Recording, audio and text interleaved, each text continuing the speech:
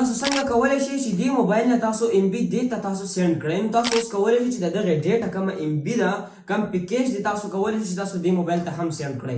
نو بالکل په اسانه کولای شئ وړوکی کوډ دی چې تاسو په خپل موبایل کې ډایل کړئ، بیا دا سلیکټ کړئ چې څومره ام بي تاسو سند کول غواړئ. نو کولای شئ چې د دې موبایل ام بي تاسو دې موبایل ته تاسو سند کړئ. نو بالکل په اسانه څنګه به کوو، ګوره تاسو موبایل سکرین ښکاري، دلته کې به تاسو ته چې کوم دی ډایلر ته به راشئ. کله تاسو ډایلر ته راغلئ دلته کې به تاسو *919 به تاسو ولیکئ. ګوره کله چې تاسو دلته کې تاسو هیش ورسره واچوئ او دلته چې کوم دی په کال کلیک واخلئ، میلاو به کړئ، څه نه څه لوډینګ به کوي، تاسو ته ښکاري به دلته کې چې کوم دی تاسو دا رنګې انټرفیس راشي. دلته کې تاسو ته وایي چې تاسو هغه نمبر ورکړئ چې چاته تاسو لیږل غواړئ. دلته کې به تاسو مثال کې طور پر هغه نمبر زه ورکوم. ګوره کله چې تاسو هغه نمبر ورکړو دلته نه په سند کلیک واخلئ. اوس دلته کې ماته څه وایي چې تاسو نه چې کوم دی دلته کې تاسو ته وایي چې تاسو سره 35 روپۍ دلته کې پکار دي، یعنی تاسو چې کله پیکیج لګئ تاسو ته پکار ده چې تاسو سره دلته کې 35 روپۍ اول نه وي.